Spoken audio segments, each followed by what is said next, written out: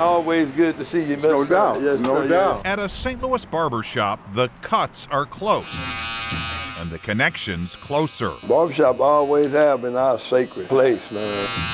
But today, it's not just a fresh cut these men are leaving with. It's a challenge and maybe a second chance. How's everybody doing? What's up, brothers? How's everybody doing? Because sitting in the center of it all is Reginald Slaughter, It's hard, man. It is really hard. a man once known for trouble, now better known for turning it around. He became highly aware that he needed to make a change, and he began to walk in that change and make a difference. How you doing? Yes, sir. Thank you. Reginald Slaughter's second chance didn't come in a flash. It came in the silence that follows heartbreak. The second time I was in prison, I lost my mother, who always believed that I could do something more than go to prison. So it flipped the script in something in me.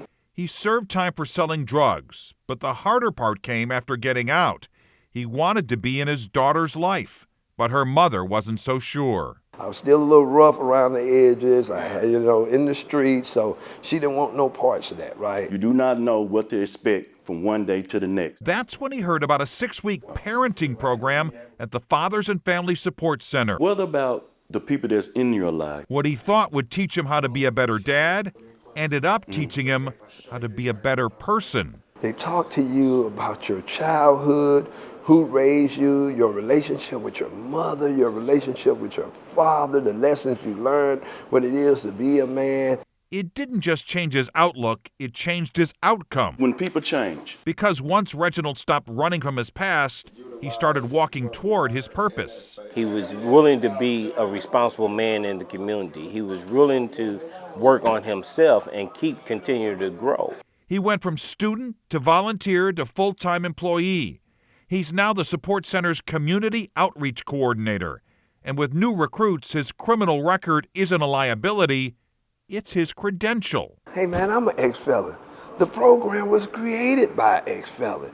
But you're a father most of all, and that's important. It's how he reached Marvin Davis, a young man drifting who only needed someone to draw a line. It's his loyalty, it's his dedication, and it's his spirit on the community, and plus being an active father. Marvin went through the program, rebuilt his life.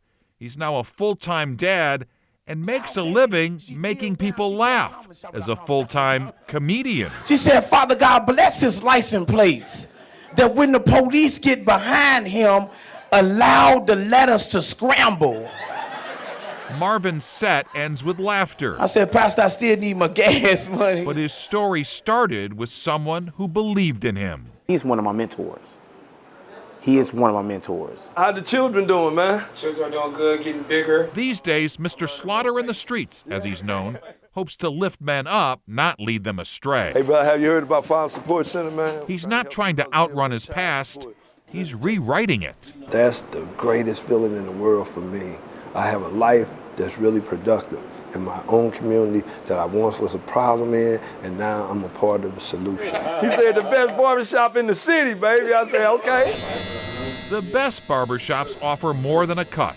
They offer wisdom. We got to do it because we men and human beings that love our children. And on this day, it was delivered by a man who proves every day that your worst chapter doesn't have to be your last.